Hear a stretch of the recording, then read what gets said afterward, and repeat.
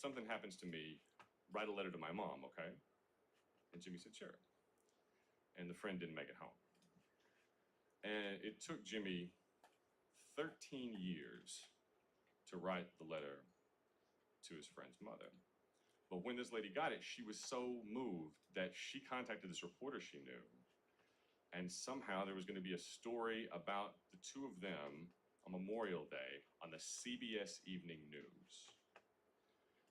Jimmy called my mother first time in years to tell her all this. My mom's explaining this to me, and inside I'm going, what the heck?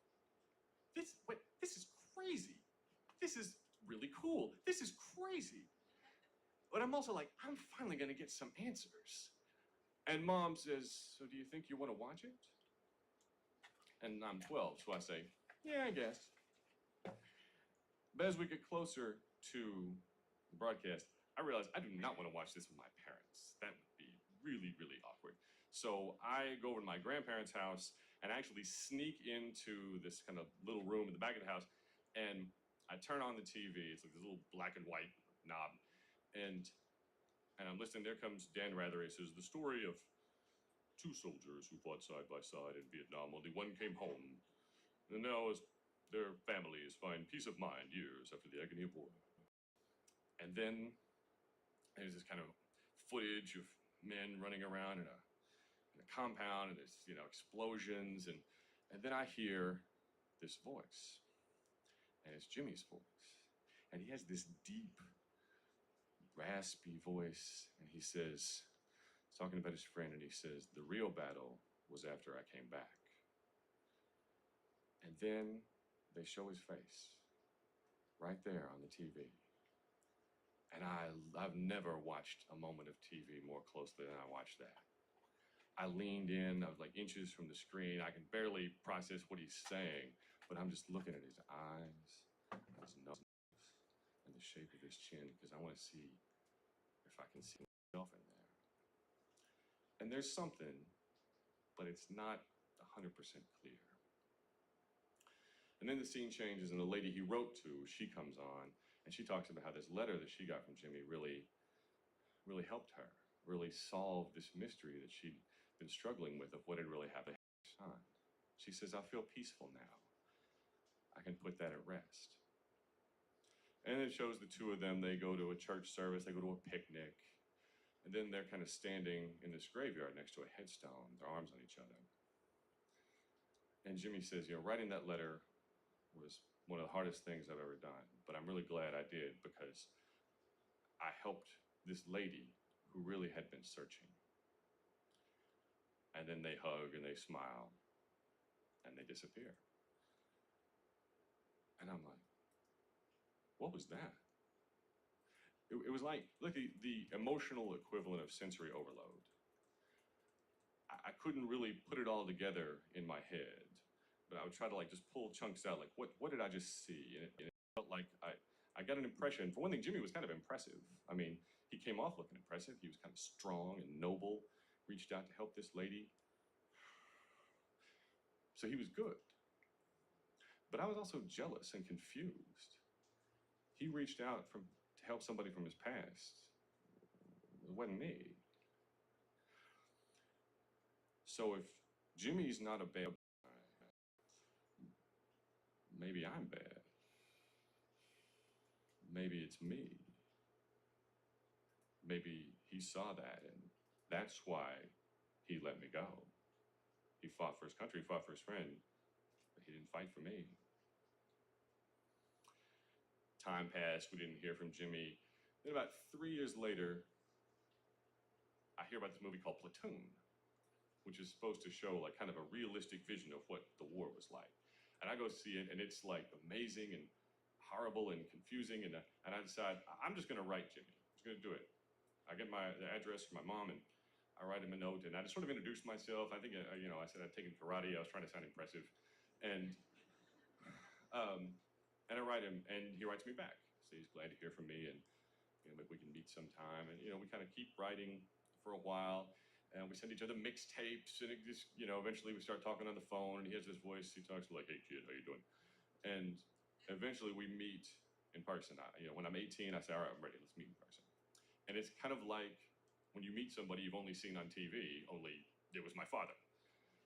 And we're like in this parking lot halfway between his house in Indiana and my house in Kentucky. And I can tell he's staring at my face the way I stared at his on TV, looking for himself. And we have a little awkward hug, and we kind of go sit down in the hotel room, and he says, "Is there anything you'd like to ask me?" And I freeze.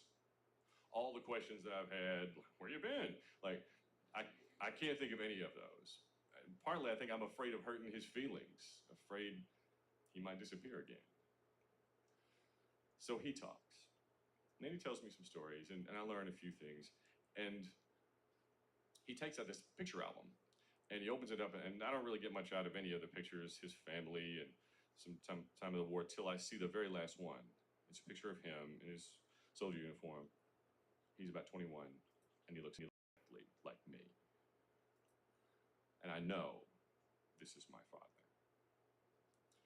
So after that, I go home, talk to my mom about this. She kind of opens up, tells me some stories. Jimmy and I keep talking. He tells me some stories. And eventually, I learned the truth about us.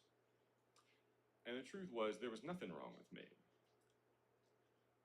The fake stories that I had made up to tell myself were worse than the real story my parents were trying to keep from me, to protect me from. The real story is that Jimmy grew up with an alcoholic father who beat him up. And then Jimmy went to war. And one night in the war, he asked his 3 best friends to go wait for him in this one part of the camp till he got off duty. The last thing he said to these guys was, "I'll be there in 10 minutes." 2 minutes later, the mortar started dropping. 10 minutes later, Jimmy found their bodies. He said it was like walking into a butcher shop. And the truth is also that in the brief time Jimmy was my father, he changed my diapers. He sang songs to me like Blackbird Singing in the Dead of Night and Rockabye Sweet Baby James.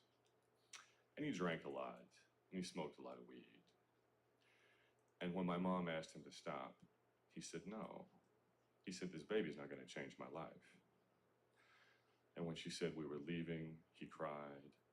And when she asked him to stay away while I was growing up, he agreed. So knowing all this, I asked myself, like, should Jimmy have fought for me? But when I think about it, he was already in a fight inside himself.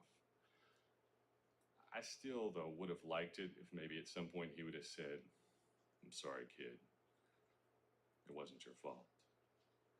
But he didn't say that.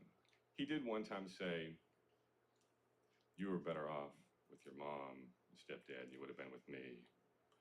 But I've missed you, kid, every day of your life." I knew Jimmy the rest of his life, and he always thought of his moment on CBS as one of the proudest times of his life. When he died, we showed it at his funeral.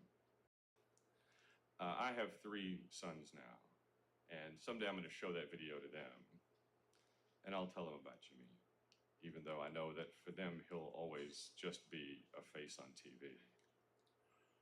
But I won't. For my kids, I'm not mysterious. I'm Dad. And I'd like to be better at that than I am, but I'm decent. I'm, flawed, but well-intentioned and loving, like my parents, including the man who let me go.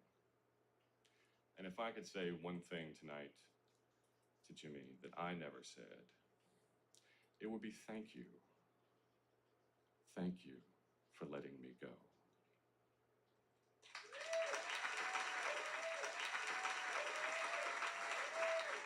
That was Graham Shelby.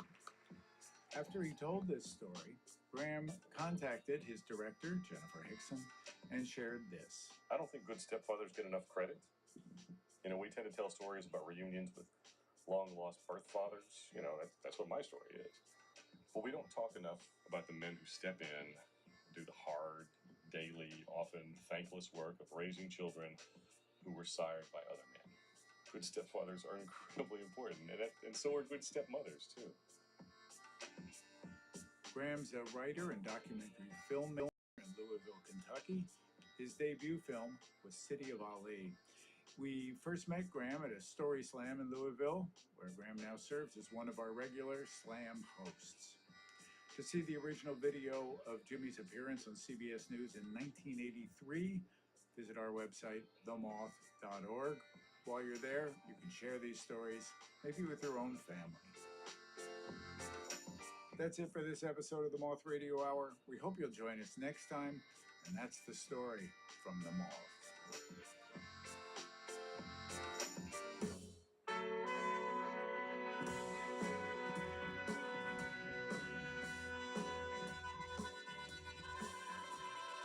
This episode of the Moth Radio Hour was produced by me, Jay Allison, and Catherine Burns, with help from Meg Bowles and Emily Couch. Co-producer is Vicki Merrick. The stories were directed by Jennifer Hickson, Michelle Jalowski, and Jody Powell. The rest of the Moth's leadership team includes Sarah Haberman, Sarah Austin Jeunesse, Kate Tellers, Jennifer Birmingham, Marina Kluche, Suzanne Rust, Brandon Grant, Inga Gladowski, Sarah Jane Johnson, and Aldi Kaza. Special thanks to the Kate Spade New York Foundation, which provided sponsorship for the Women and Girls Showcase, Moxie and Might, for which Okioma told her story. Moth stories are true as remembered and affirmed by the storytellers. Our theme music is by The Drift. Other music in this hour from Ry Cooter and VM Bott, Yasmin Williams, The Westerlies, and Rat-a-tat.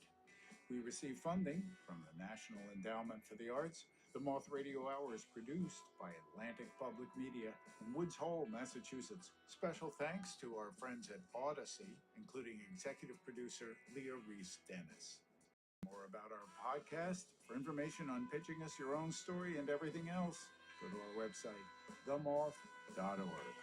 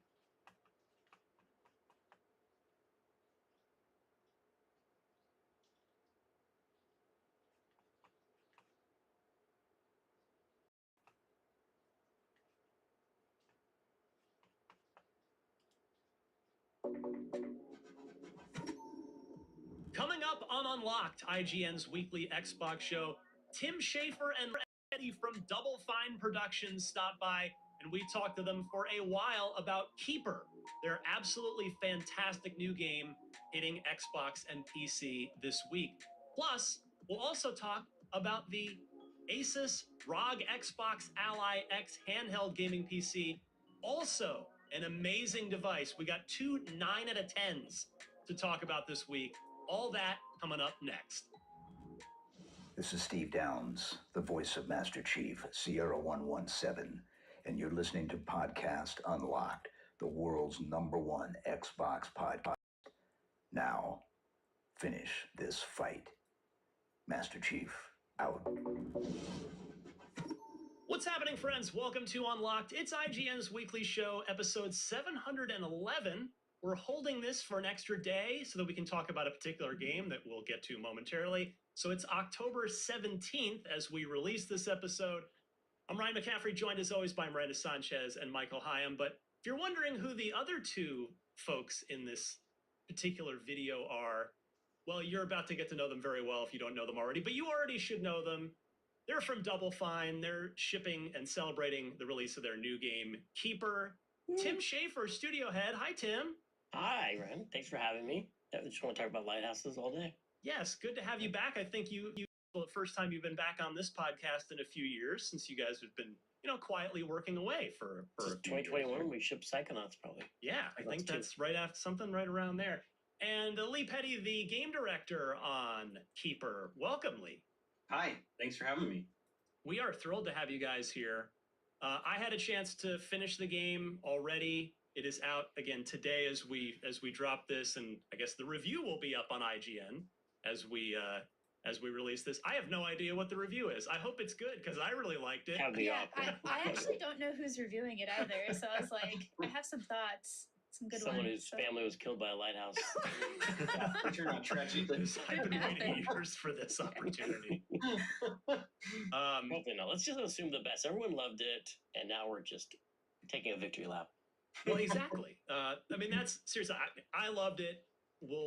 We can talk more. We'll talk more about exactly the hows and whys of how much we loved it after you guys leave. After we kick you out, then we can really We can gush gush. without embarrassing you guys, right? We don't want to do that. All right. I can take it. No, honestly, it is for me. It's exactly a Ryan McCaffrey kind of game. Like it was made for me, where it's no dialogue, puzzle mechanics, just beautiful visuals, beautiful music. That's the kind of thing I love. Going back to Inside and Limbo from years past. That's just totally my kind of thing. So the fact that Double Fine has made that kind of game is right up my alley, and I did super love it. The visual. I mean, let's just get into all of it. So Yeah, that's nice to hear. First of all, we'll get into why you hate dialogue later on a separate podcast. Yeah, that- me talking to like people work hard on that dialogue, but I get what you're saying. This is a certain vibe, special vibe. Lee, I want to start with you here because I had the privilege of hearing this story already, but I'm wondering if you might tell it for the world here. The inspiration for where this game came from. I thought it was quite an interesting place that this idea generated from. Yeah, I mean, there's a really crowded genre of walking lighthouses, and I thought I would bring something new to it by removing dialogue. No, but actually, with the origin of this game came from the pandemic years, and a lot of us were in lockdown and kind of isolated from each other. And I've always enjoyed hiking and backpacking and being out in nature. It's kind of where I do my thinking, kind of get unblocked or just come up with new ideas. And that became even more important for me during the pandemic. It was like one of the things I could do. And so I spent a lot of time out there. And near my house, there's a kind of an old abandoned mercury mine that they've turned into hiking trails. I mean, it's been long, man, like 100 years. So there's all this kind of strange rotting equipment out there. I don't even know what it is. And I found myself, like many people during the pandemic, kind of wondering what's next for all of it. I mean, I immediately went into the is this it for us? Are we done as a species? And if so, like what sort of life would be left, and what would life do in like 1,000, 10,000 years without us? Where would it go, and would it still be, kind of possessed with a need to connect? And I'm interested in speculative, fiction about where things would evolve, but I'm even more interested in just sort of the fever dream imagination of like strange things life could do. I think humans are really bad about predicting the future. So I was like, well, let's not be too scientific about it. Let's just let the imagination go. And that's kind of from that initial inspiration just came this vision of an island long after humanity's gone, with strange forms of life and a lighthouse awakening. That's, the lighthouse is a little bit of a leap there, but I think part of it came from the fact that I was imagining, leftover bits of humanity still there. And one of the other themes of this game is about you sort of finding a purpose for yourself when your original purpose is gone. And I think the lighthouse is a great example of that. Like there's no ships, there's no humans. What is it there to protect or guide? And that's the start of everything. Was there any subconscious stuff of like, had you just played BioShock Infinite maybe on a replay there?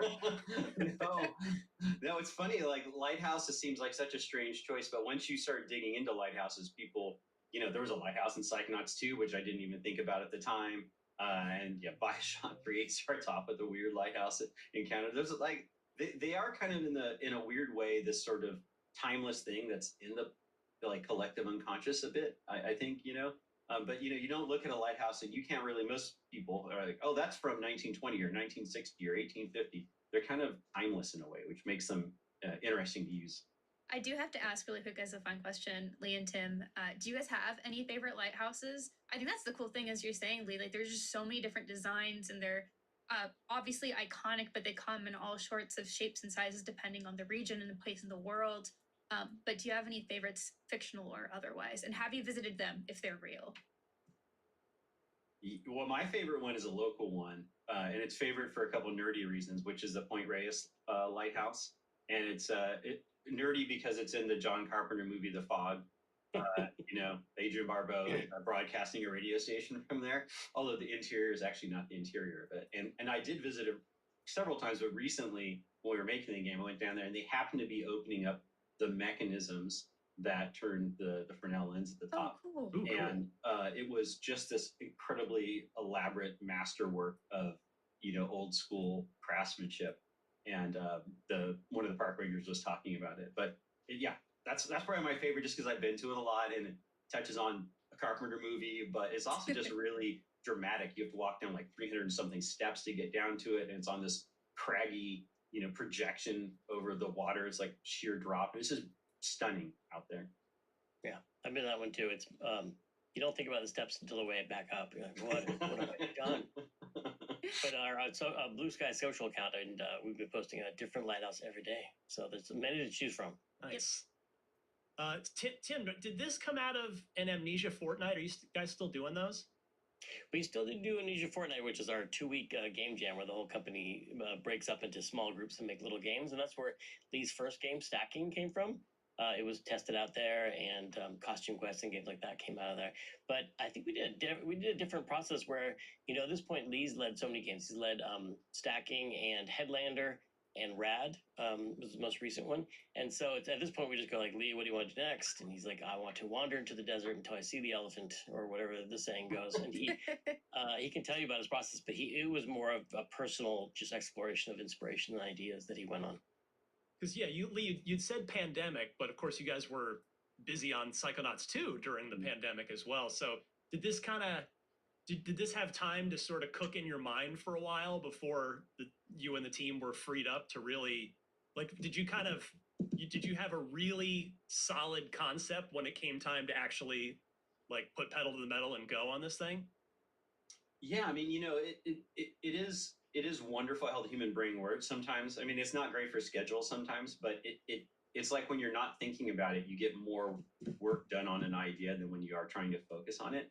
So you actually almost have to put yourself in a meditative or bored stance or be focused on something else, I think, to have those aha moments with ideas. And so it was actually kind of helpful that I was working on Psychonauts 2, during that period, and I had this idea. And I think quite often, when you develop an idea and you have to go out and say, pitch it to a publisher and get funding right away, you sort of immediately try to collapse it down to, okay, what are my key talking points? What's my elevator pitch? What genre is it associated with?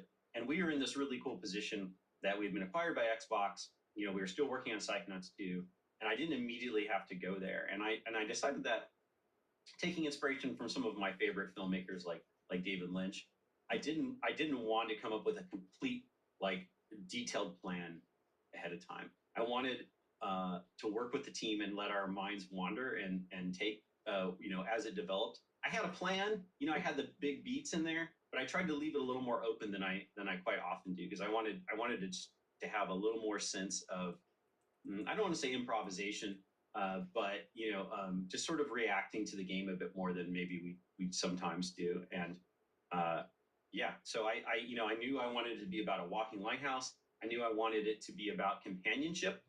Like the major theme of the game is about friends kind of coming together to overcome obstacles. Twig, the seabird, So yeah, cute. which is, and she developed a lot once, we had the team together. I was like, oh, it's a bird and it can do some cool things. And then, people would be like, well, what if the bird did this? I was like, oh, that's a good idea. We actually even had an early version of the game where you have multiple different companions that you change in and out, which was mechanically interesting to me. But I realized pretty early on that more than anything else, I wanted people to form a bond with Twig. and the lighthouse. And so to that end, it made more sense to remove those and keep it all about Twig and the lighthouse and their evolving relationship. I'm glad you brought up the Microsoft part of this, because Tim, I was going to ask you, like, well, A1, I imagine you have to sign off on this first, but then this is probably the first time, because Psychonauts 2 started obviously as a crowdfunding project before Microsoft picked you guys up. Is Keeper the first project in a long time where you didn't have to go out and do the publisher tour and try to get the game signed and having to worry about all of that sort of, just business side of things? I mean, they were warned. Let's say they knew who they were acquiring. So I feel like we felt pretty good about saying, okay, let's just go for it. And Lee was like, I want to make a game that we probably couldn't get signed with a publisher. Because we knew a publisher, like he was saying, you got to I don't want to say dumb it down, but you got to really make it sound like a blockbuster, everything you're doing. And it's like having to really change the pitch for Keeper so it would appeal to a publisher. Like we're tapping into, Lighthouse Mania. I don't know. This was Had a little neck stabbing, Yeah, we just add next step.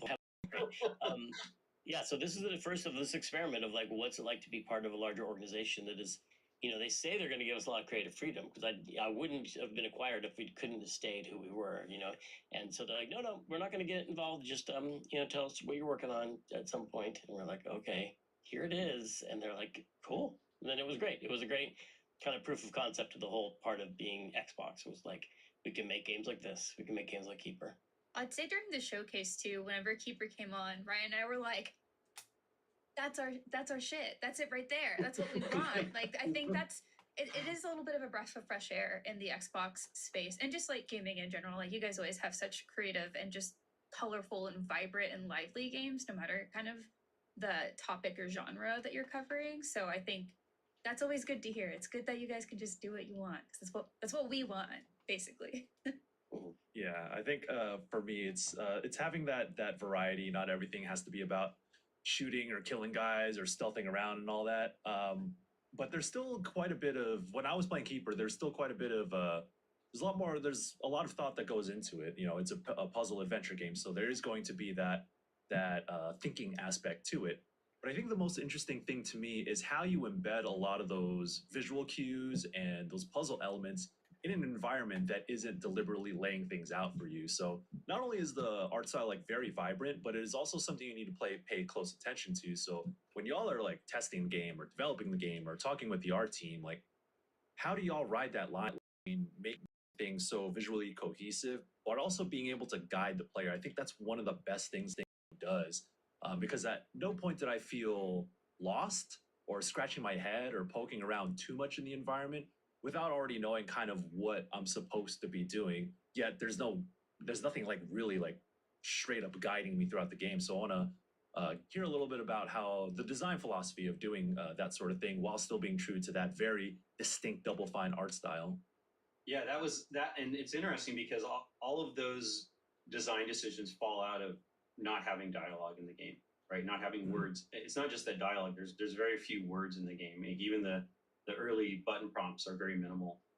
And when you have that choice, which I thought again was for this game was key, because to me there was a certain, I guess I almost use the word quiet feeling during the pandemic, and I wanted to capture that almost effective or meditative vibe. And I think I love writing. I love I've written a bunch of games and I worked with Tim and on all those games, but it just felt like to capture the vibe we needed to remove that. When you do that, you lose some of your obvious affordances to guide the player, right? Putting a lot of pop-ups and mission things and little check boxes and telling you where to go. You can't run over and talk to a person and talk to Bob. He's on floor 2. He knows where to go.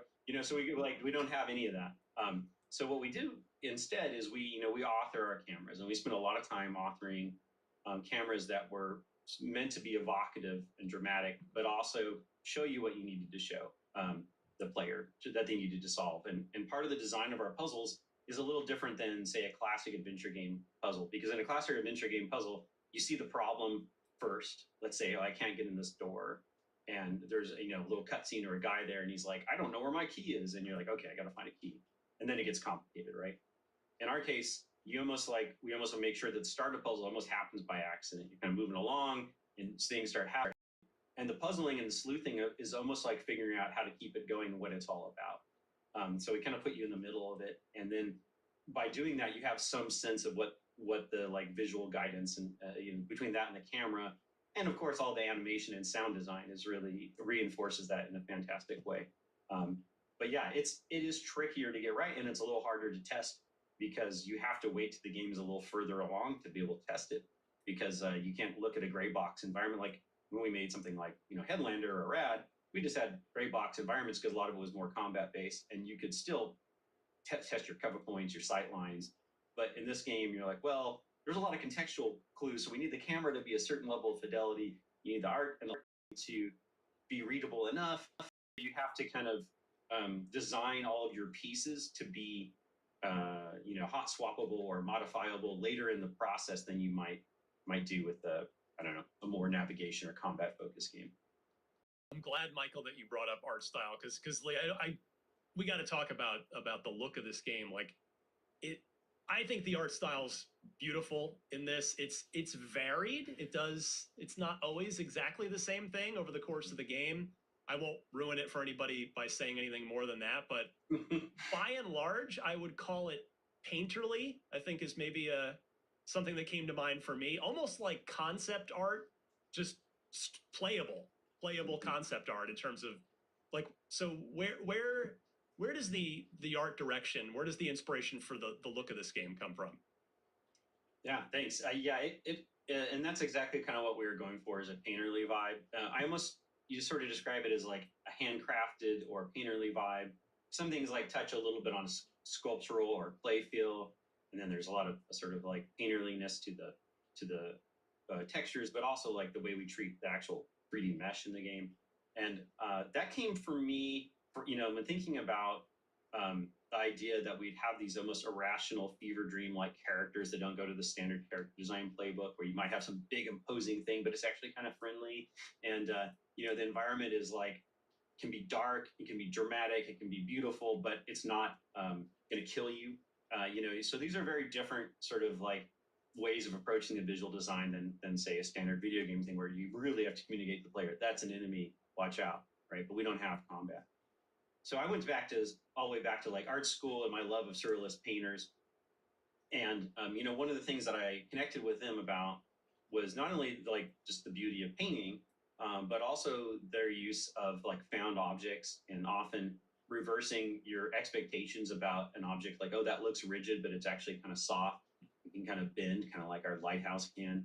And so, those, I think the other piece there is there's like a little bit of the uncommon choice that they make there, right? Like you're not expecting, and we kind of wanted that unexpected vibe. And I think the other big touchstone as to why we wanted painting as an inspiration is one of the great things about, say, painting is that everything feels like you can almost see a human hand behind it, and therefore it communicates life and dynamics even when it's static. And I think we wanted to almost suggest that like everything on the island could be alive, right? We have living rocks, we have these weird living trees, we even have mechanical things that have biological components. So we wanted just the idea that we felt like life is flourishing, but in a way you wouldn't expect or don't understand based on our current reality.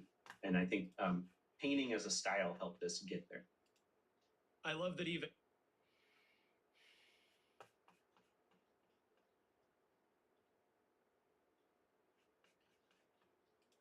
大家好，我是生活的神，然后身为苏勇的妈妈，我的妈妈。然后在世界上最好玩的、最好看的 vlog 从现在要开始喽。내 채널에 안 나온 지 엄청 오래됐잖아. 한 2달 됐나? 진짜 오래됐지. 그리고 이렇게 영상 안 찍은 지 진짜 오래됐어. 굉장히 어색해. 나도 내가 너무 깐까해. 맞지? 근데 좀 얼굴이 많이 이뻐졌다. 피부 좋아지고. 근데 너무 그게 가까이 찍으면 안 될 것 같아. 기분이 안 좋아. 좀 이뻐진 것 같아. 살이 좀 빠진 것 같고. 근데 나 살 빠졌어. 그니까. 나 어제 단식했잖아. 이게 우리가 지금 다 잘 되고 있잖아. 모든 게. 이 잘 되고 있는 거의 시초는 사실 그 사람들 덕분이거든. 그 사람들이 너를 안 썼으면 지금 우리 아무것도 없어. 맞지? 난 한국에 있을 수도 있어. 그치? 작년에 우리 진짜 아무것도 없었잖아. 근데 지금은 봐봐. 단장도 하고. 얼마나 이 자랑스러워. 그래서 내가 이제는 뭔가 좀 해주고 싶어서 기분이 좋아서 도시락 10개를 준다고 약속을 해버렸어. 그래서 우리 도시락 만들어야 돼. 타이신 그 여러 관계자분들한테? 너무 많이 하면 또 부담스러워 할 것 같고 해서 10개 정도 한다 그랬거든. 그래서 우리가 도시락 만들어야 돼. 둘이? 응. 은혜 언니도 타이신인데? 근데 은혜는 지금 민감해서 건들면 안 돼. 나는 안 민감한 사람인가? 난 난- 만만? 네가 제일 만만해서. 그냥 만만. 맞아. 만만해. 지금 사실 호석이가 밥하고 준비하고 있어. 내가 깜빡하고 오늘 아침에 얘기해줘가지고 지금 준비하고 있거든. 나도 새벽에 들었잖아. 그건 그래. 아 이게 내가 요즘 너무 바쁘니까 내일 뭐지 하고 딱 일정을 봤는데 도시락을 싸야 되는 거야. 그게 오늘이었던 거지. 그게 오늘이었던 거지. 다영님, 우리 타이신 그 도시락 주기로 했던 게 언제 정해졌던 거였죠? 네. 한 달 전부터네. 근데 사실 내가 했던 얘기들이 잘 기억이 안 나니까. 아 그러면은 한 달 전부터 계약돼 있던 거를 나는 새벽에 듣고 호석이는 좀 전에 들어서 열심히 준비하고 있는 거네? 맞아. 역시 주디 순발력 최고! 인생이 늘 계획적이기만 하면 안 돼. 항상 예기치 못한 일이 발생하니까 그걸 당황하지 말고 늘 잘 행동해야 돼. 그치? 언니 주변 사람만 힘들면 되니까. 맞아 괜찮아. 나는 진짜 괜찮아. 모두를 위한 일이야. 난 진짜 괜찮아. 가자. 모두를 나는 위한 진짜 일이야. 괜찮아. 고마워. 나는 이용당해도 괜찮아. 늘 고마워. 나는 이용당해도 괜찮아. 그래. 아, 가영님 갈 거예요? 아, 진짜요? 가영님도 같이 도와주면 되겠다. 어느 정도 했어? 어느 정도? 야, 이 바닥 좀 닦아야겠다. 헤헤. 이 여기 바닥 중요한데. 오, 예. 오. 아, 내 도시락도 만들었나? 와. 아 정성이다. 그러니까 이거 매니저님이랑 응. 응. 저희가 없다. 왜 다 했어? 아 이거 내가 좀 하는 척을 해야 되는데. 2개 남겨져 있어. 그러니까 하나 씩 남겨놓으라 했잖아. 야, 마지막에 나 밥만 담아야 되니까 다 네가 채워놔. 응. 简单하고. 응, 진짜지. 우리 밥만 담으면 돼. 나 마지막에 밥만 딱 담아가지고 내가 담은 척. 아, 다 한 척. 내가 다 한 척 해야지. 그러고 이제 저희가 다 했어요. 이렇게 맞아. 눈을 아니, 저희 아니고 나. 아, 너 이 공을 나도 같이 한. 저희 아니고 나. 그럼 나는 왜 따라가는 거야? 그냥 나 심심하니까. 내가 만들어. 요리는 원래 요리사가 해야 되는 거야. 야, 언제부터 준비한 거야? 누나가 오전 10시 반에 가지고 온다 해서 오전 9시부터 준비했어. 근데 11시 반에 왔어. 오케이. 그러면 내가 아침부터 준비했다 해야겠다. 오케이. 저걸 그 빠른 시간대에 다 준비했다고? 대단하지. 아 대단한데 합격. 진짜. 상으로 한국 가는 거 상으로 줄게. 누나 나 월급 아직 못 받은 거 알지? 그러네. 저번 월급을 네가 받으러 와야지. 내가 주러 올 순 없잖아. 아니 누나가 줘야지 내가 받을 거 아니야. 아니, 네가 받으러 와야지. 아니 월급 받는 것도 내가 사정해서 받아야 돼. 아니, 네가 받으러 와야지. 원래 아쉬운 사람이 받으러 와야 되는데 내가 여기까지 와야 되나? 너 월급 주러 했어. 나도 내가 받으러 가잖아. 그럼 웃긴 건 보너스는 또 줬어. 월급을 안 받아. 그건 그랬네. 야 호수아 근데 나도 월급 날 때면 이제 규리 언니 앞에서 무릎 꿇고 이렇게 기다리고 있거든. 그렇게 해야 주지. 넌 받을 준비가 안 돼 있어. 맞아. 네가 와야지 회사까지. 야, 그래도 보너스 주는 누나가 어딨냐? 원래 가족이면은 덜 챙길 법도 한데. 더 얘기해, 소영아. 이렇게 좋은 사장님이 어딨어? 야, 씨, 닫아보면 어떻게 하는데? 내가 마지막에 딱 담아야 되는데. 뚜껑만 닫으면 되잖아. 내가 뚜껑이라 닫을게. 갖고 와줘. 마지막 드디어 마지막 도시락. 뚜껑 덮자. 오케이. 휴, 힘들었다. 땀난다. 가영님도 아침부터 고생 많았어요. 이거 도와준다고. 그러니까요. 그래서. 어우. 가자. 호수아 고마워. 고생 많았었다. 에어컨 틀고. 야, 선수들도 나눠주고. 그리고 앉아서 같이 먹으면서 얘기도 하고 해야 되는데 앉아서 다 먹으면 웃잖아. 그럼 선수분들 드시는 거 옆에서 이렇게 불쌍하게 보면서 배워서 이거. 뭐 간접 키스하는 거야? 야, 니 너무 의도가 불순하다, 야. 내가 선수랑 접촉하는 거 하지 말라 했잖아. 아니야 그런 불순한 의도를 생각하고 하지 않았어. 어디 선수 옆에 붙어가지고 간접 키스하려고. 밥이나 조용히 먹지. 뭔 소리야? 可能会有需要啊，如果画面好好，已经开始拍了。티파니. 서울시돌리. 나 이거 맨날 여자들하고만 있다가 이 남자들이 노니까 조금 부끄러운데. 눈을 어디다 뗄지 모르겠네.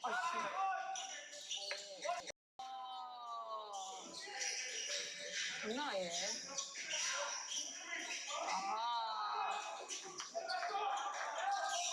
와, 코코. 오, 코코.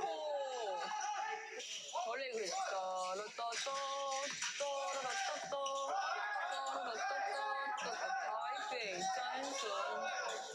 오, 예. 내가 좋아하는 3번 선수다. 넌 몇 번 좋아해? 나는 우리 다 응원하지. 어떻게 한 명만 응원하겠어. 지열이도한테 굉장히 무례한 질문이었어. 어떤 선수의 그 플레이를 좋아하냐고 물어보고 있는 거지. 네가 뭐 누구 선수를 좋아하고 뭐 이런 그게 무슨 소리야? 어떤 선수의 플레이를 좋아하냐고. 모든 선수의 플레이를 응원하지. 와, 이거 진짜 내가 이렇게 대답하는 거 제일 싫어하지. 나는 모두를 위해서 열심히 응원하는 사람이 난 모두를 좋아해. 난 저 3번 선수 이런 그 빠름 그리고 진짜 막 날라다니잖아. 엄청 잽싸잖아. 난 이런 사람 허허허허. 내가 캐치 봐봐. 난 이래서 3번 선수를 좋아한다니까. 그러니까 너는 어떤 플레이를 좋아하냐고 이 답답해 죽겠다 이 인간아. 나는 8번. 오, 난 8번 누군 줄 알아. 누군데? 코코. 내가 이제 선수들 이름을 다 알잖아. 어떤 플레이가 마음에 들어? 열심히 하시니까. 그리고 근데 많이 뛰시더라. 아니 어떤 플레이가 마음에 드냐니까. 두 번 말하게 할래 짜증나게. 코코 왜 혹시 저렇게 올리지? 우리도 있는데. 어우, 근데 멋있다. 내가 봤을 땐 이거를 먹을 정신이 없을 것 같으니까 이걸 그냥 집에 가져가라고 하자. 집에 가져가셔서 편하게 드시는 게 낫겠다. 맞지? 우리가 만든 아니지 내가 만든 도시락. 우리가 만든 도시. 내가 만들었지.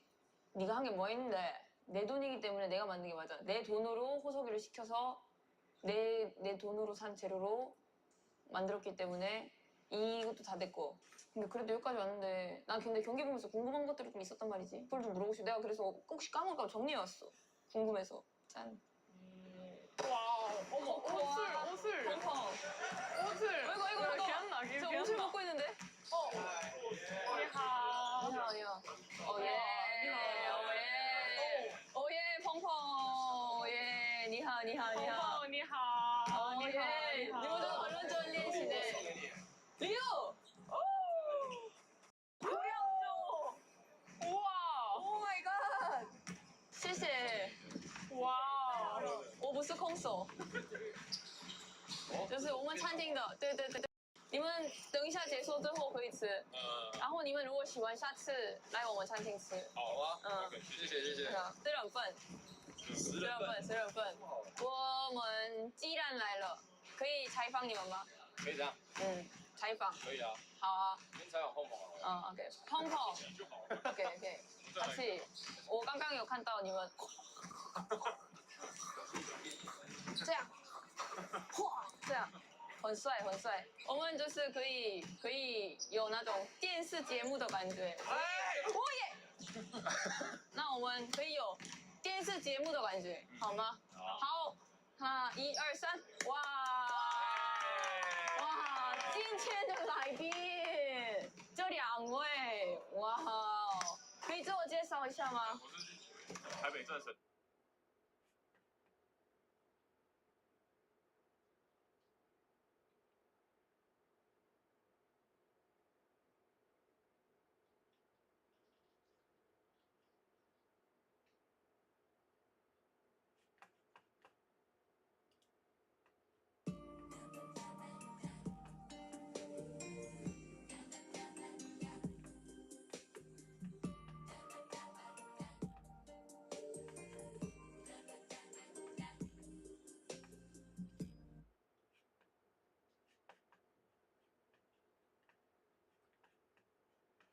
许个愿吧。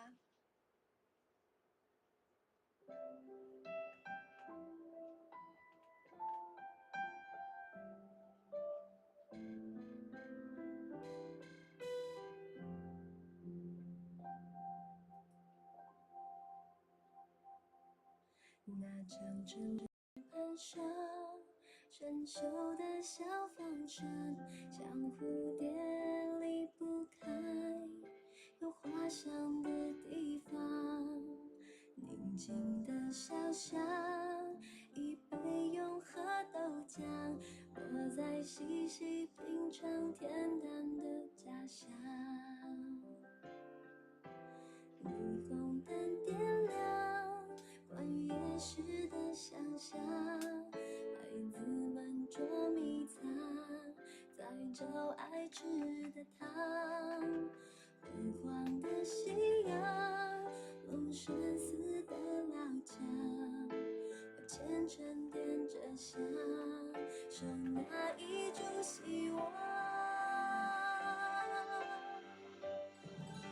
少一点伤痕，多一点的掌声；少一点战争，多一点的单纯。认真拥抱就好，为汗去体会青春，用心听着那台湾的心跳。长南平原等待首歌，是一整片幸福颜色，冰冻黑唯一世界等于快乐，一路蜿蜒的是淡水河，那座城市太鲁阁，160天的巡河，没弄出山怎么折，撒一木雕怎么刻，这块土地上有很多很多的选择，仔细看着把家乡都装住着，我说亲爱亲爱的，我们故事说到这。那长城的门上，生锈的小方船，像蝴蝶离不开有花香的地方。宁静的小巷，一杯永和豆浆，我在细细品尝恬淡的家乡。霓虹灯点亮，关于夜市的想象，孩子们捉迷藏，在找爱吃的糖。昏黄的夕阳，龙山寺的老墙，我虔诚点着香，守那一株希望。少一点仇恨，多一点的我们；少一点寒冷，多一点的温存。用狂草写云能，用风套住一座城码头，永恒，世世代代的虔诚。天灯冉冉上升，可以许下愿望就别等。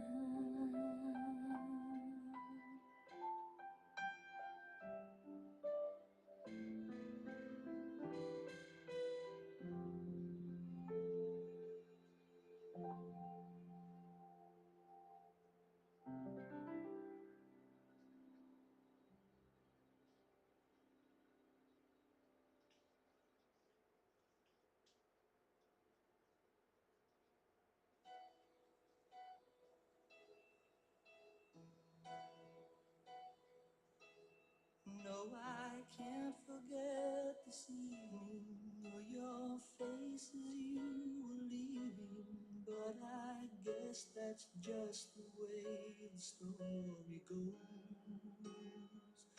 You always smile, but in your eyes your sorrow shows. Yes, it shows.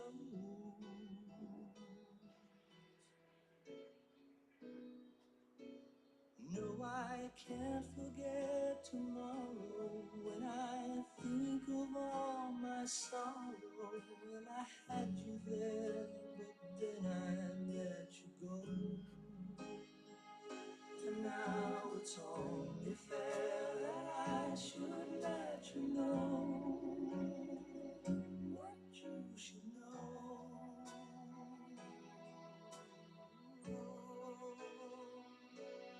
I can't live if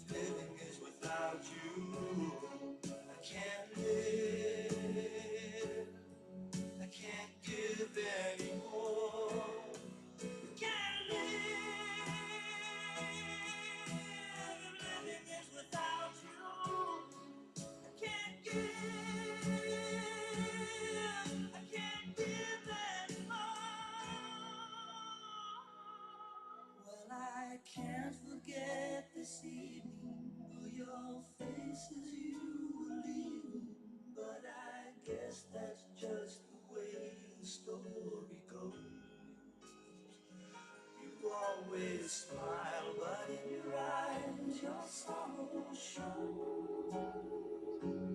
Yes, it shows.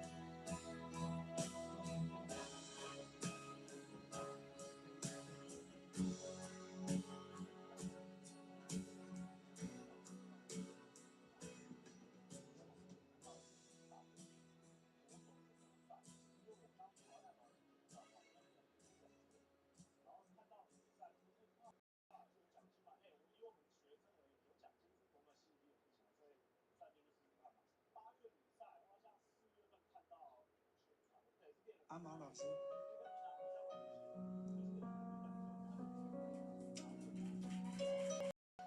这个唱你自己会起鸡皮疙瘩。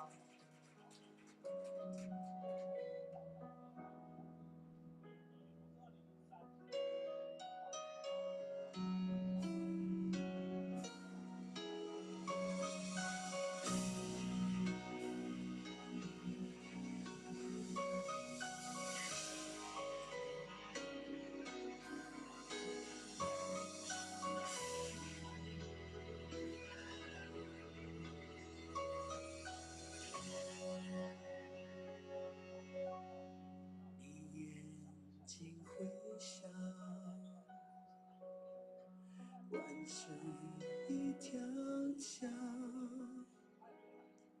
终点却是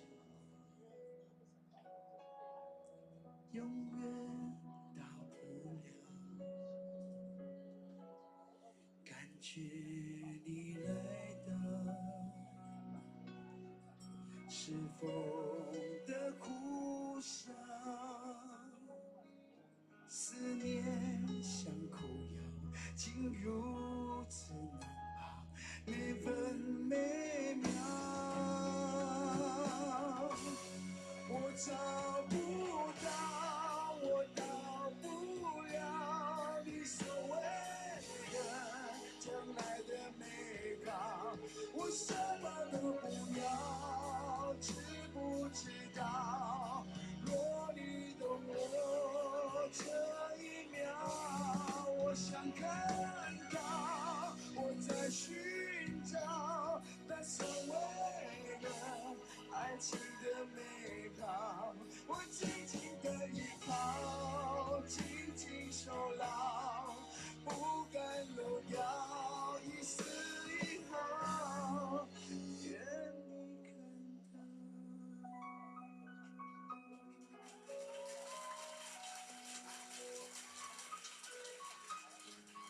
谢谢。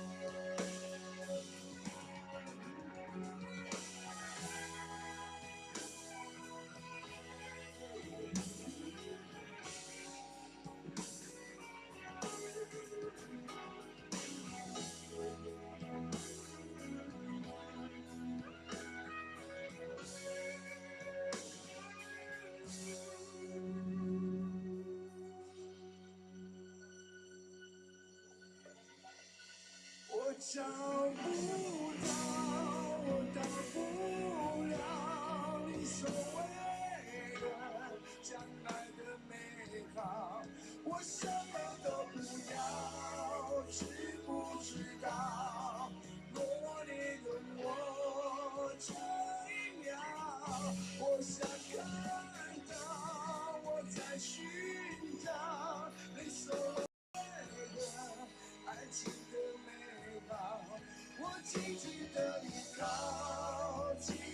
守牢，不敢漏掉一丝一毫，愿你看到。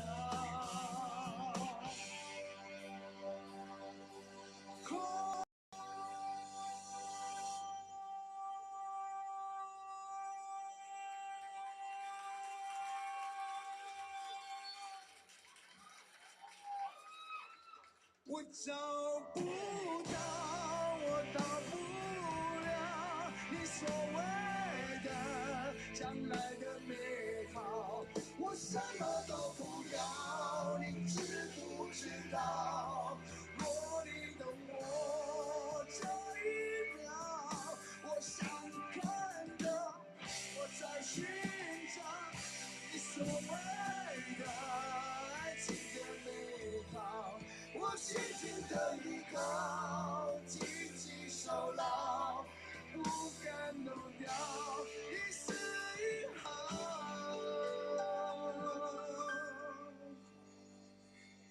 愿你看到。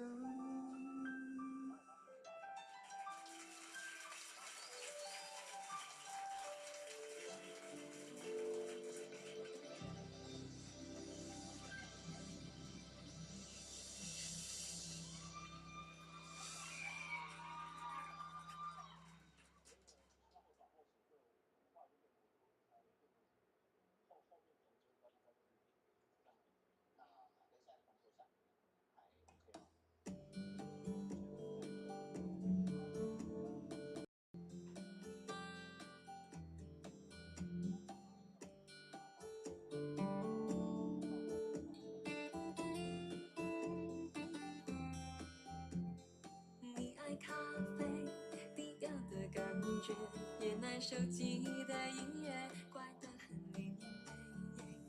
你很特别，每一个小细节，如此的对味。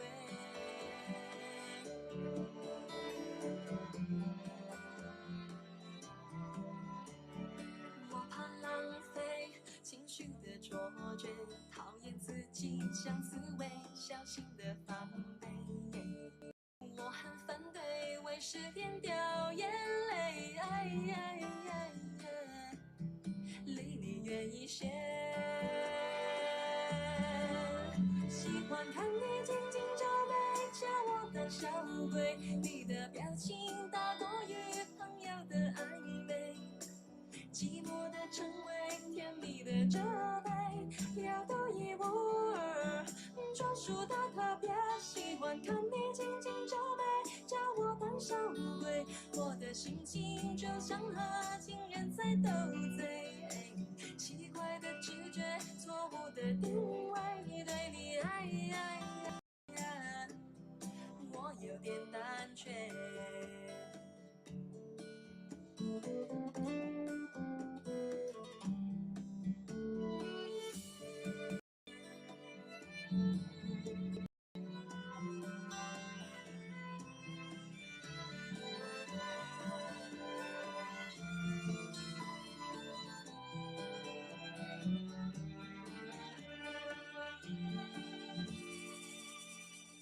我怕浪费情绪的错觉，讨厌自己像刺猬，小心的防备。我很反对为失恋掉眼泪，离你远一些。喜欢看你紧紧皱眉，叫我胆小鬼，你的表情大过于朋友的暧昧。寂寞的称谓，甜蜜的责备，有独一无二，专属的特别。喜欢看你紧紧皱眉，叫我当小鬼，我的心情就像和情人在斗嘴。奇怪的直觉，错误的定位，对你我有点胆怯。喜欢看你紧紧皱眉，叫我当小鬼，你的表情大过于朋友的暧昧。寂寞的称谓，甜蜜的责备，有独一无二，看你紧紧装备，将我当手背，我的心情就像怕情人在斗嘴，奇怪的直觉，错误的定位，对你我有点胆怯，我在我的世界不犯规，你在你的世界笑我无所谓。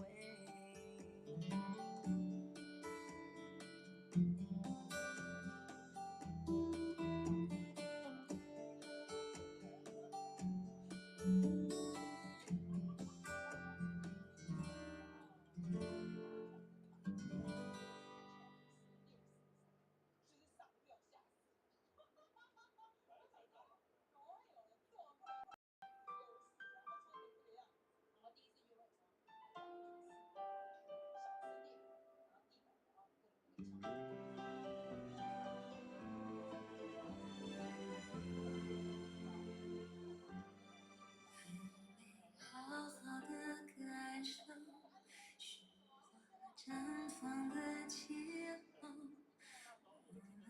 我们一起战斗，会更明白什么是温柔。每每跟你牵着手，走过荒芜的沙丘，可能从此以后学会珍惜天长和地久。有时候，我会相信一切有尽头，相聚离开都有时候，也有什么会不睡不休。可是我有时候宁愿选择留恋不放手，等到风景都看透，也许你会陪我看细水长流。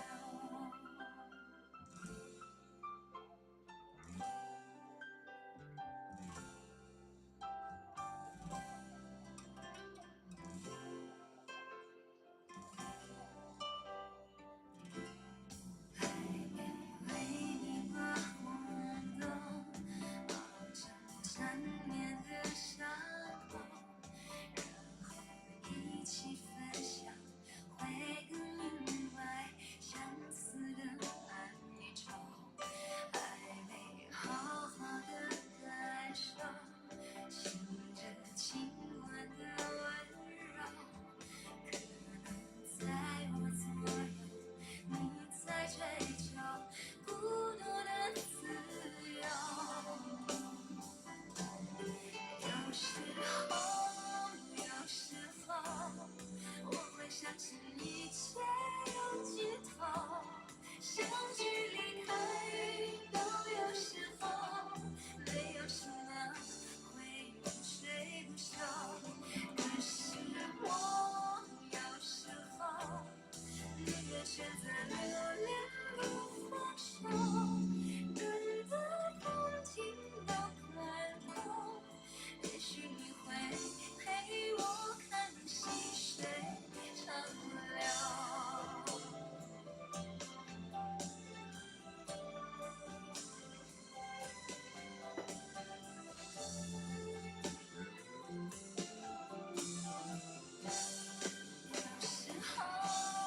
有时候，我会相信一切有尽头，相聚离开。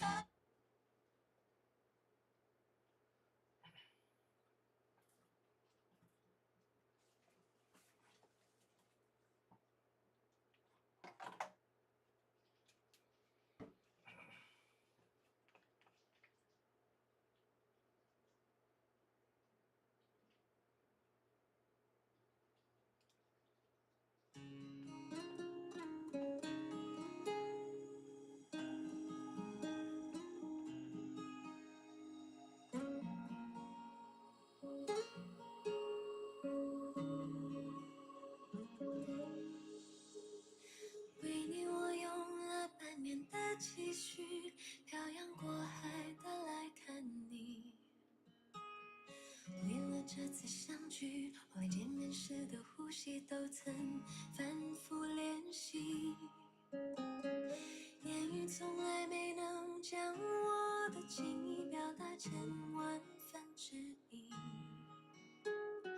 为了这个遗憾，我在夜里想了又想，不肯睡去。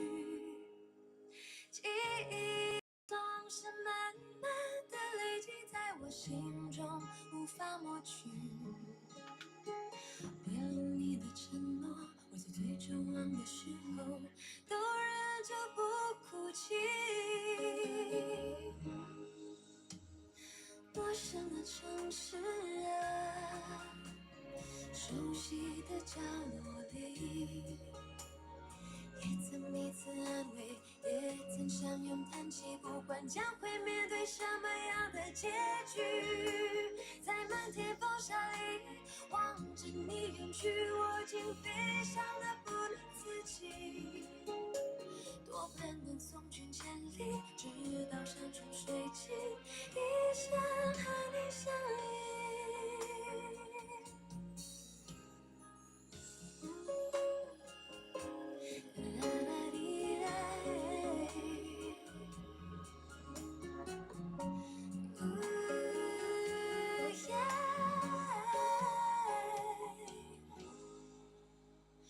为你我用了半年的积蓄，漂洋过海的来看你。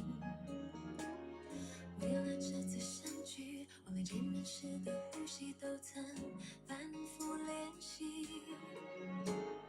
言语从来没能将我的情意表达千万分之一。为了这个遗憾，我在夜里想了又想，不肯睡去。记忆它总是慢慢的累积在我心中，无法抹去。为了你的承诺，我在最绝望的时候，都忍着不哭泣。陌生的城市啊，熟悉的角落里，也曾彼此安慰，也曾相拥叹息，不管将会面对什么样的结局，在漫天风沙里望着你远去，我竟悲伤得不能自己。多盼能送君千里，直到山穷水尽，一生和你相依。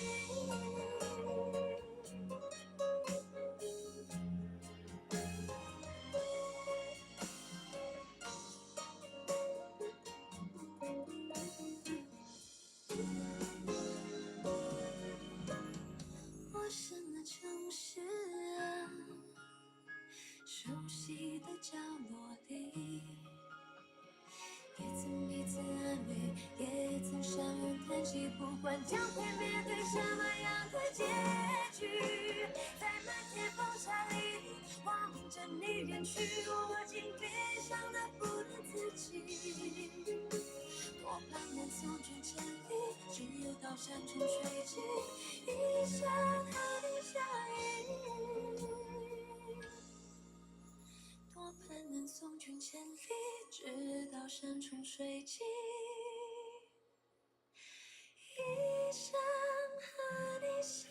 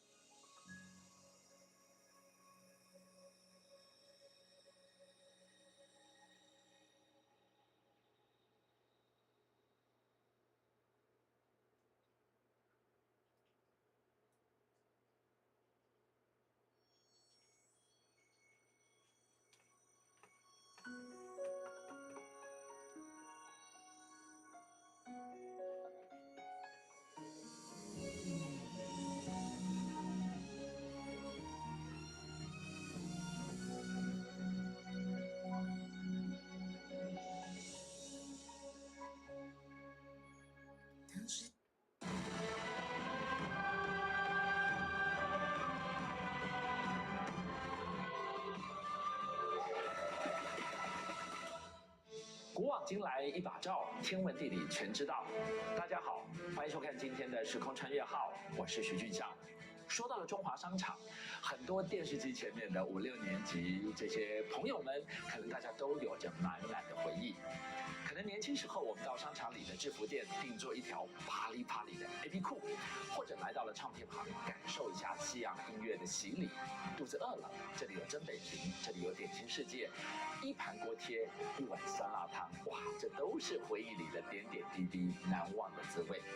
据说当时在商场全盛时期呀，整条的中华路进驻了高达1600间的店家，而每一间店面小小3平大的空间，都是炙手可热的黄金店面。不止如此，因为人潮实在很多，天桥上的乞丐据说当时一天他们都能乞讨到7、8千块，你可以想见当年的荣景。中华商场消失了33。后来，随着电视剧的热播，天桥上的记忆才慢慢一片一片被重新给找回来。当年我们看到在铁道边打拼的大家过得都好吗？而那些商场里曾经有过的老味道还吃得到吗？现在跟着我们的脚步，带您穿越到当年的中华商场。中华商场有三宝：乌龟、鱼龟、地摊龟。中华商场有三宝啊，乌龟、鱼龟，还有地摊龟啊。并有多少？大部分晚上都要做到12点，晚上12点多。那时候我每天工作大概14个小时吧。那时候全盛时期的时候，就人特别多，日本人好多。那时候是你只要你有做生意，不要赌博，每个人都赚钱。那卖卫生纸2、3年，他就买一间房子。中华商场曾是台北的门户地标，也是5、6年级生的共同记忆。一整排的建筑上高挂着闪烁的霓虹灯，入夜之后灯火通明，就像是个不夜城，见证着大台北的辉煌时代。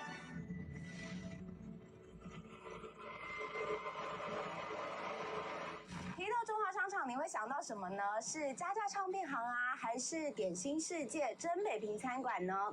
其实中华商场是在1961年的时候正式落成，到了1992年正式拆除。那中华商场啊，当时真的是非常的热闹，生活中所有最酷、最下趴的东西都可以在这里找得到。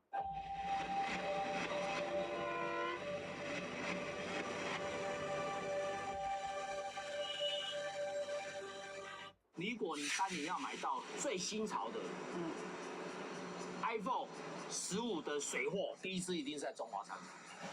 开幕的时候，当然蒋介石、蒋公都过来，肯定是整个盛大，而且很漂亮，整个挂国旗，全台湾最美丽的，2、3层。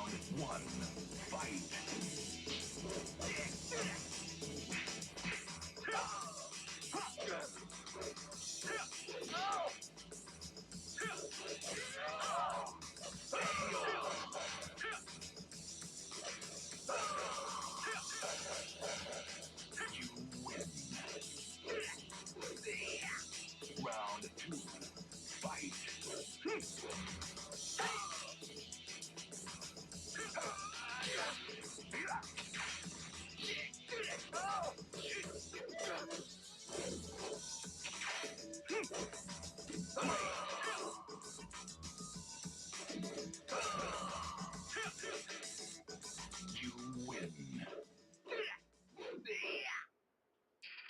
Round 1, fight.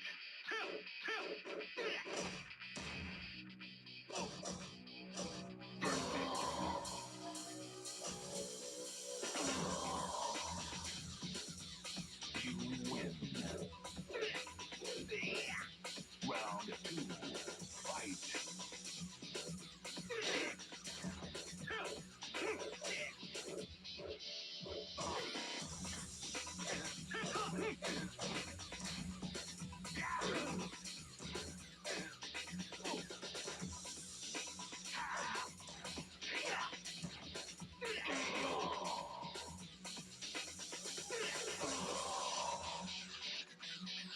You win. Round 1, fight.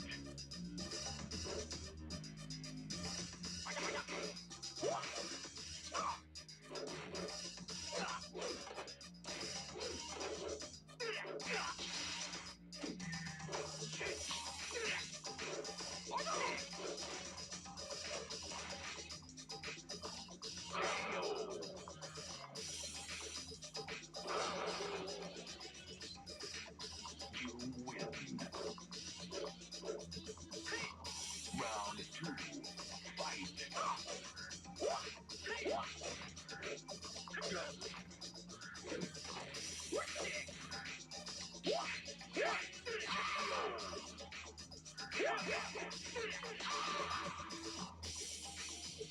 You win. Jin Kazama, fight.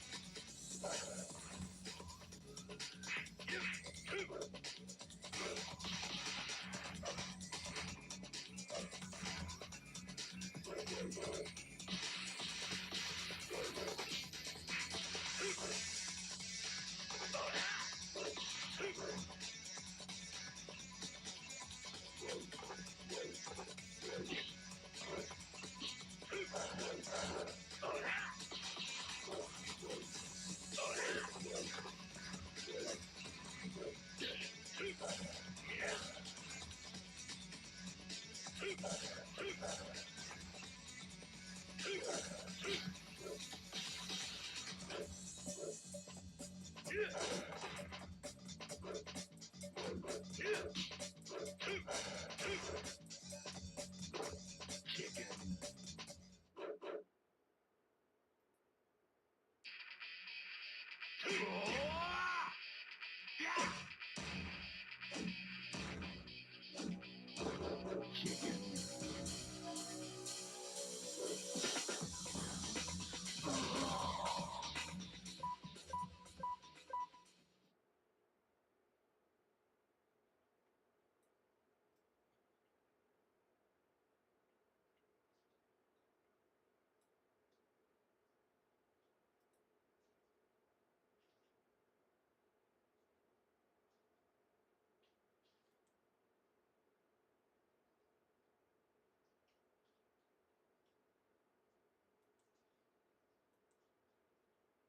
愚人时代。耶！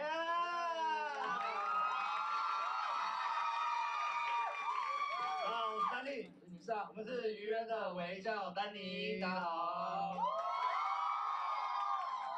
哇，最后一次跟你一起讲漫才啊！对啊，还不多珍惜我一点啊！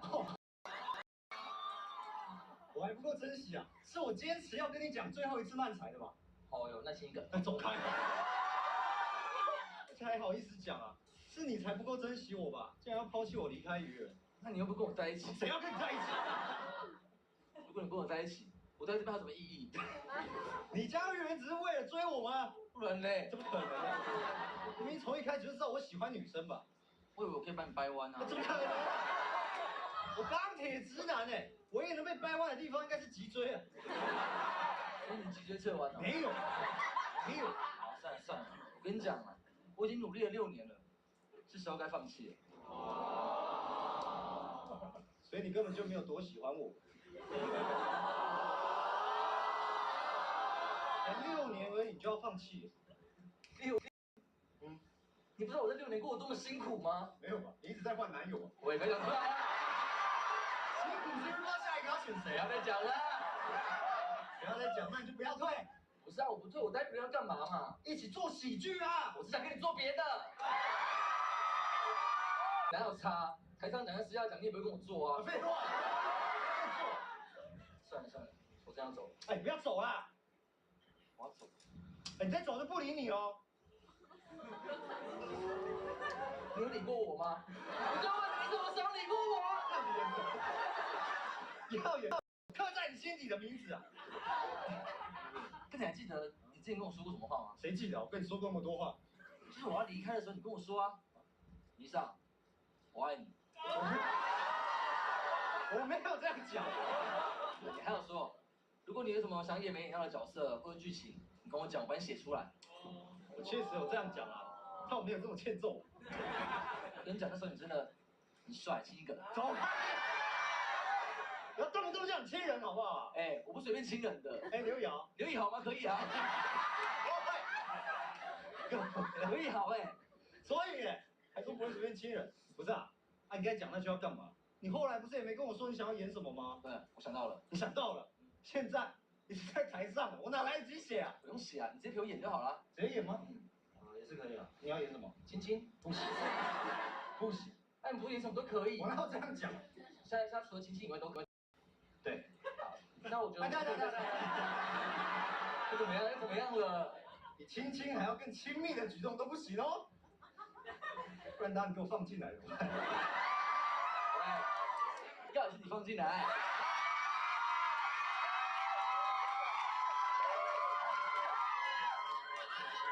不要乱讲啊！所以到底想要演什么啦？我想演那个，你知道吗？就是那个我是新进的员工，然后是那种霸气主管，然后把我叫去办公室，然后潜规则。什么东西？然后我很喜欢你，然后我就很享受。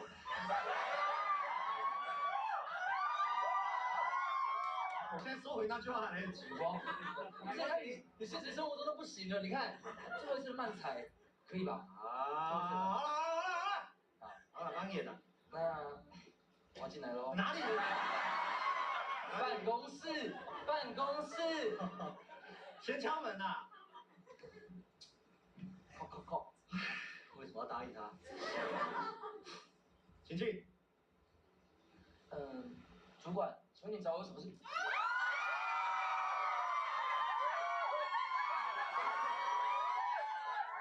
找我有什么事吗？说。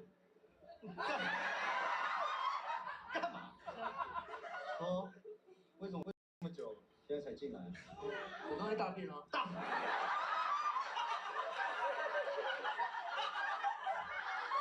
你很解。你知道我1秒钟要几10万上下，但你却因为大便就耽误了我30秒。诶，我大太快了吧？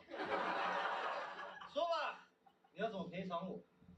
主管，可是我没有。我知道你没有钱，所以就用你身体来还他。不行，少啰嗦。还钱这是走人自己选一个人。哦，也快点啦，解到半了啦。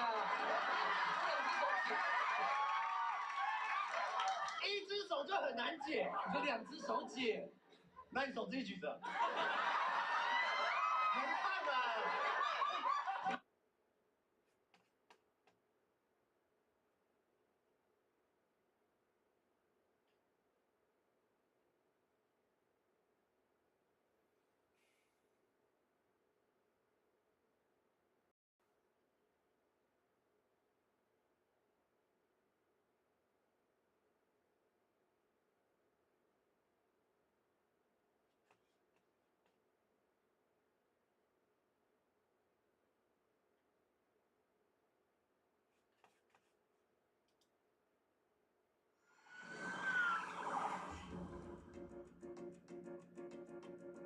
Rockstar Games and Nintendo.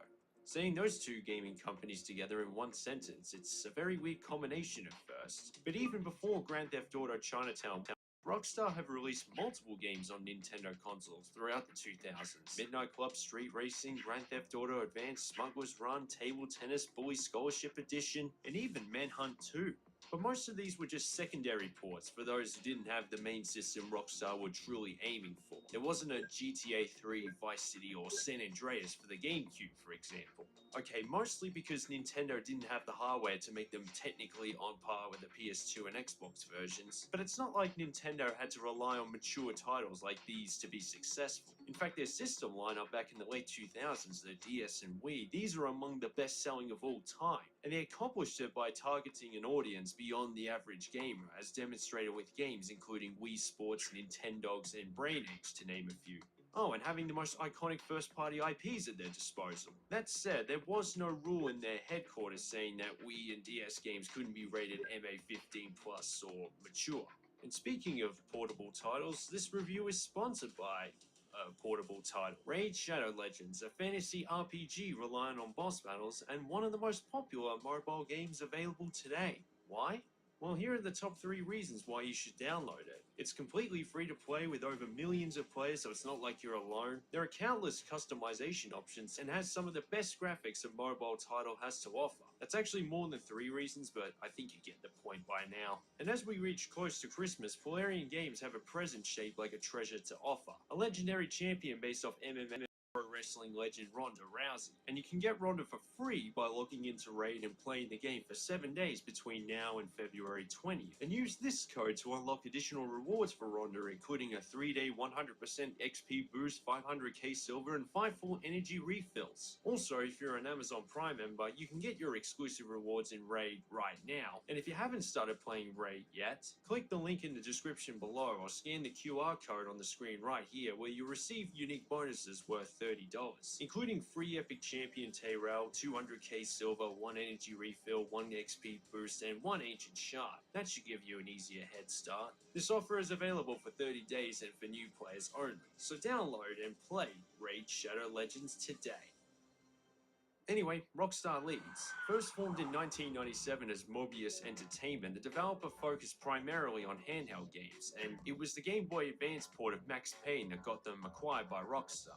The renamed Rockstar Leeds would go on to make PlayStation portable versions of Midnight Club, The Warriors, Manhunt 2, as well as the Grand Theft Auto Stories titles, so a very solid resume for a developer that specializes on handheld consoles. And with a perfect vision to develop a dedicated GTA title for the Nintendo DS. And this wasn't just a lazy port based off one from the main series like the Game Boy Color or Advance. Rockstar wanted something that would not only break the typecast of simple games on that system, but rival Nintendo's own best offerings, including Pokemon, Mario, and Zelda. Most of the early development was spent making bigger and bigger explosions, throwing cars and peds around, and generally seeing how far they could push the action. However, the DS being the smallest AAA console from a technical perspective at that time, they couldn't just use the Renderware engine and make an even more compromised version of Liberty City or Vice City stories. Some of the goals they set for themselves included a map with a dynamic weather system, a day and night cycle, and a stable and consistent frame rate during gameplay.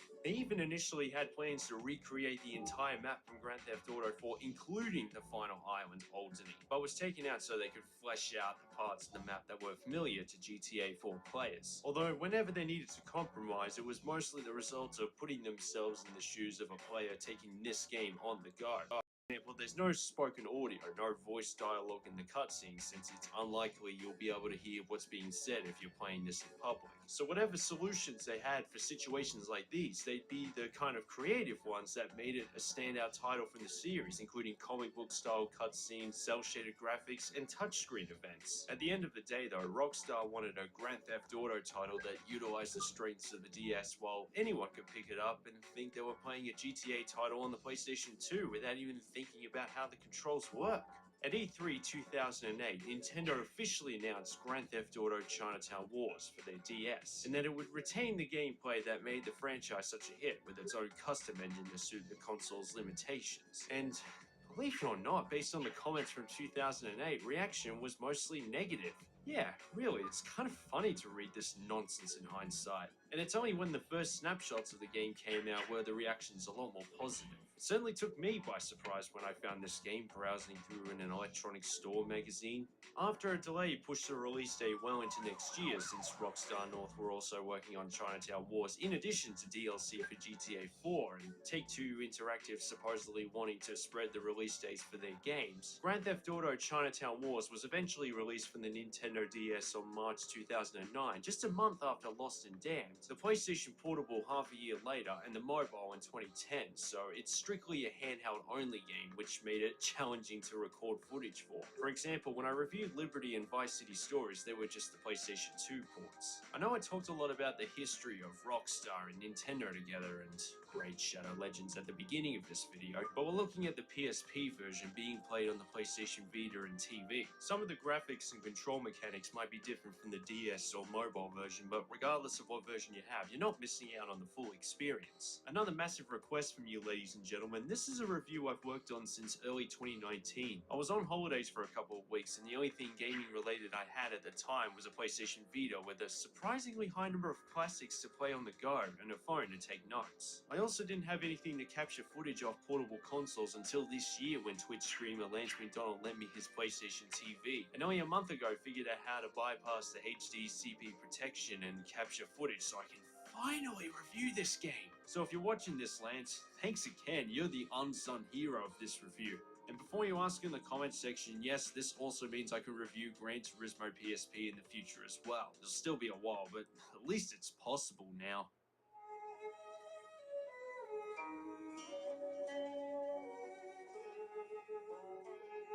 Set a year after the events of GTA 4, Huang Li arrives in Liberty City to transfer a sword for the Triads, the Yu Zhang, that was won in a card game by his recently murdered father.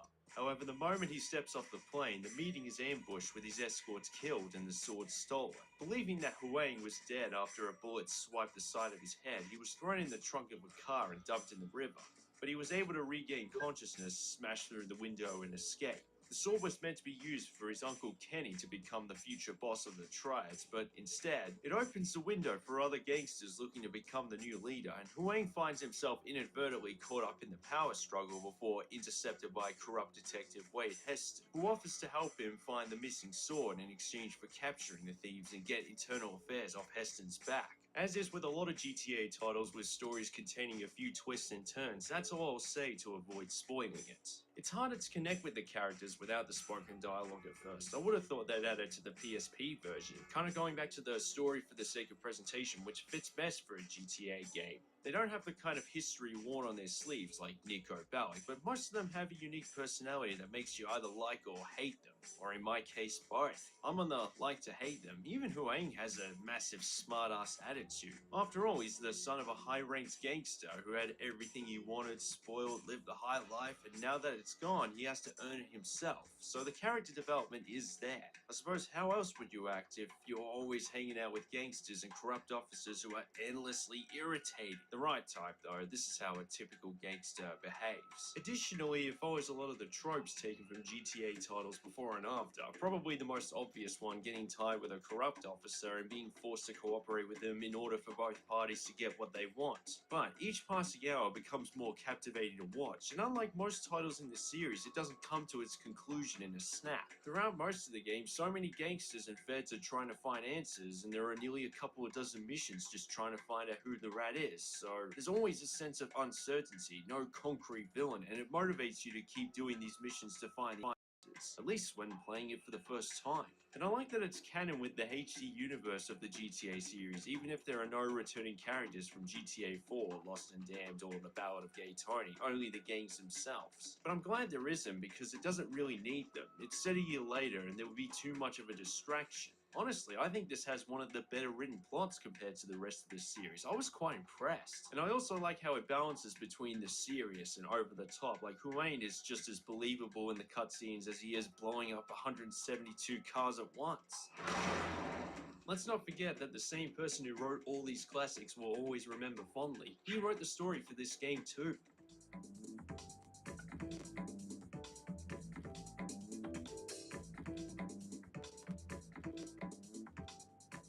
Speaking of cutscenes, it looks the part too. Each character has their own theme which fits their personality and intent, and it utilizes a cel-shaded comic book style. It reminds me of the Metal Gear Solid titles on the PSP. It's a really good way to make the game look visually pleasing whilst not needing to push the technical limits of a game console unnecessarily. And it carries that cel-shaded style into the gameplay, whereas the PSP version, the color balance resembles more closely to Grand Theft Auto 4 and uses a fully 3D render of the map, though the cel-shaded character models remain.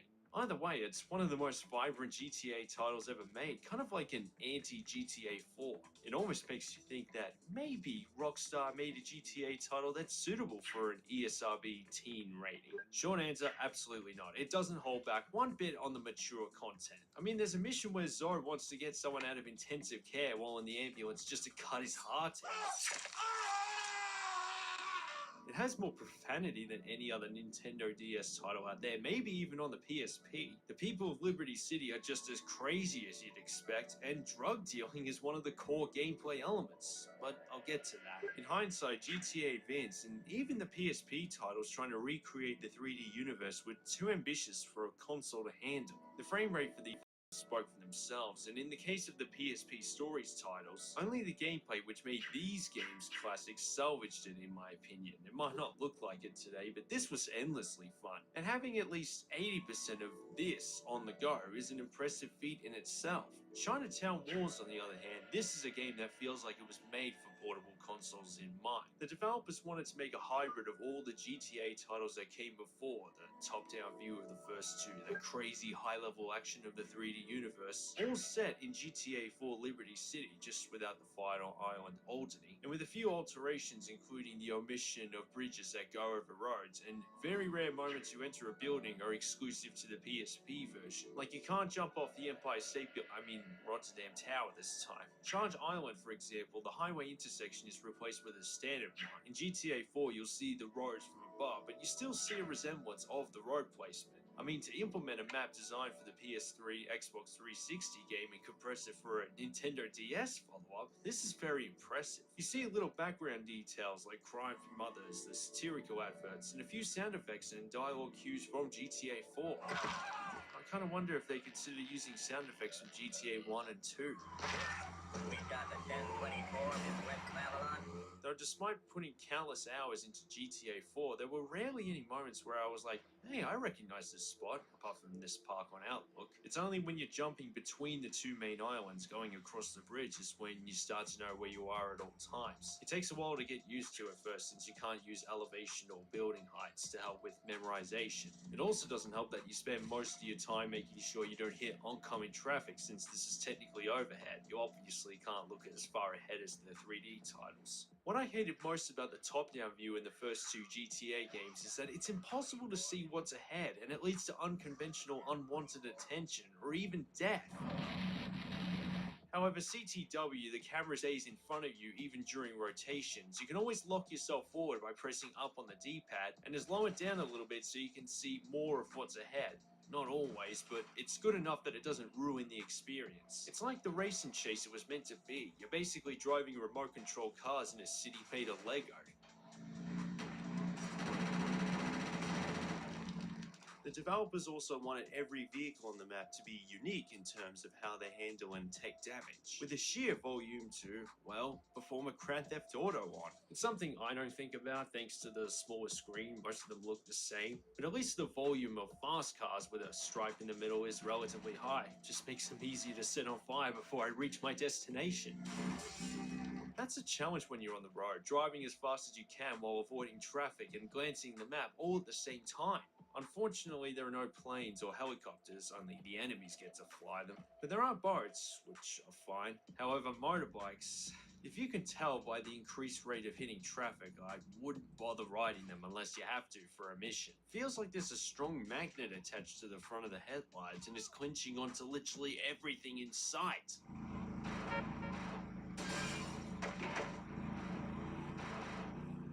I also wasn't a fan of the shooting mechanics at first, and always felt like Huang would shoot wherever he wanted, sometimes the opposite of where the enemy is, and when you're on foot it usually locks onto the closest person, not the biggest threat, and was wasted a couple of times as a consequence. I swear I failed these missions at a way higher rate than the 3D titles, partly because I haven't played Chinatown Wars as much, but it's less margin for error thanks to the lack of cover, allies that beg to die, and it's easier to get busted than wasted, which causes you to lose all your weapons. And it's harder to re-equip everything back, particularly around the first half of the story mode where everything's locked in ammunition. Most of the time you use a pistol, you're just standing still waiting for the enemy to die because it's such a pathetic weapon.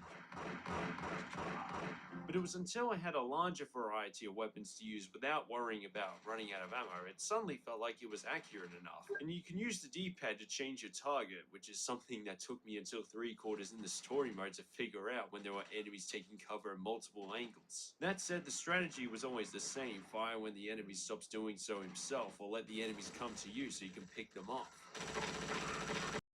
But for a 13-year-old portable title, considering the limitations and compared to the other top-down view titles in the series that don't even have an auto-aim system, this is a huge improvement. The weapon selection is as over the top as it should be, even if throwable weapons take some time to get used to. It's easy to accidentally press the shoulder button L instead of R, throw something and get caught in the blast. But it's actually decent overall. Like the driving, it's good enough to get the job done. It encourages you to stay out of cover and just hold the trigger button without the risk of instant death. It depends on the style over substance approach to compensate, while at the same time the developers are trying new things with the DS. And you get a taste of that right from the first mission with the way it utilizes the touchscreen, whereas in the PSP version you use buttons and the analog stick, which is also pretty cool. Although I'm worried what all that spiral rotation might do to the stick in the long run, especially when playing it on the PS Vita. I call it Mario Party syndrome. I thought these events would get tedious, but they're mostly different and kind of satisfying to experience, including setting up a sniper rifle, arming bombs, breaching your way through locked doors, making Molotov cocktails. Makes you wonder why petrol stations exist on this map if cars never have to be filled up with, well, petrol. Maybe that's why people in Liberty City need their Molotov cocktails, right? There's a better sense of interaction with these quick time events, like they're somehow better than a lot of other games that also include them. Maybe it's the visual style and how often they differ whenever one pops up. The only concern I would have is how annoying it would be switching between the stylus and buttons back and forth, especially if you're not expecting it. But since I'm using the PSP version, it doesn't matter. Also unique to the series, and the part where I'm risking the video's monetization just talking about it, but whatever, here it goes. The way it works is you can buy and sell different types of recreational drugs to dealers all across Liberty City, known as the pharmaceutical and healthcare business, at least according to Kenny. And the goal is to make as much money out of whatever product you have in your backpack. There's an alternate map which details all the gangs in Liberty City and their preferred supply and demand, with more than one dealer in these highlighted areas. And they all have their own rates, so the steps are to go to one location, sell at another one, and the final step is profit. Additionally, you'll receive special tip-offs of dealers selling product at a discount for a certain number of days, so keep your eyes peeled for them.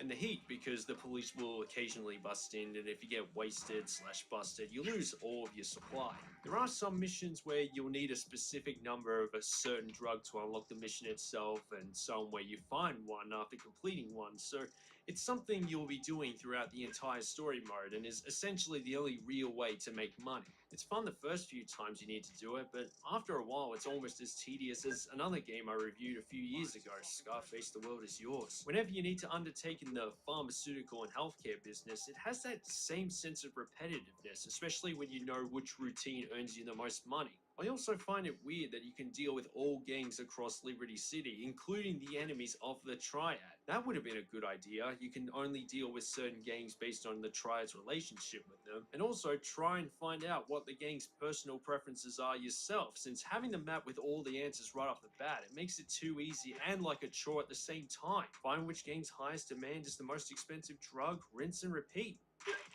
And like GTA 4, there isn't any real use for that money apart from weapons and safe houses. Like, there are no vehicles, outfits, or businesses to buy, at least nothing mandatory. I can sort of understand why it'd be hard to fit in lots of unique storyboard cutscenes with all the different unique outfits Hue can wear. Don't expect the kind of character customization you'd expect from, I don't know, San Andreas or even Vice City stories.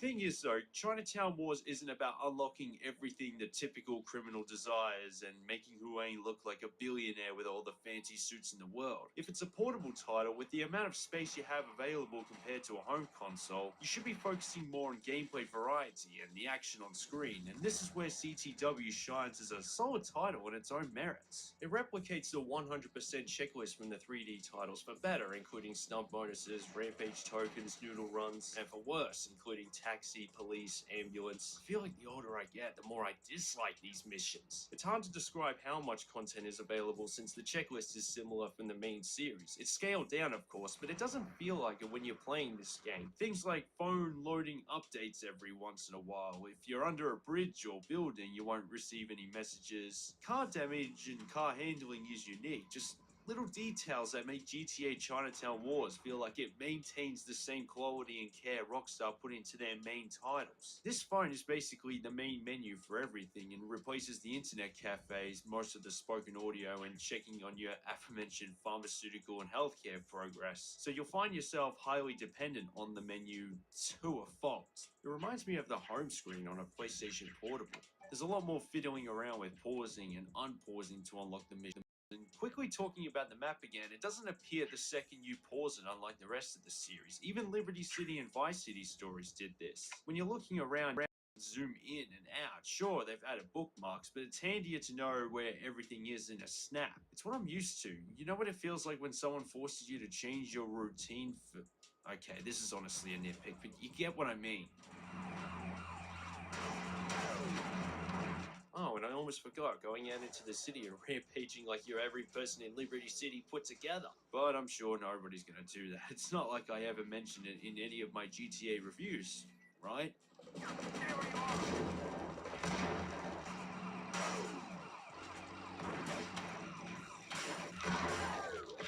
The Wanted system also differs to every other GTA title in the series. Yeah, commit crime, Wanted level goes up, I'm sure you all get how it works. But it's not about how far you need to be to evade the heat, but how well you can maneuver your car like a battering ram. Instead of staying out of their sights, which you can do if you only have 1 star, you need to destroy their vehicles. The more you break, the faster you lose them, and the bigger the heat, the more you need to destroy. And it's not as counterintuitive as it sounds. The number of cop cars to smash is indicated clearly, and I really like the cop car destroyed sound effect for some reason.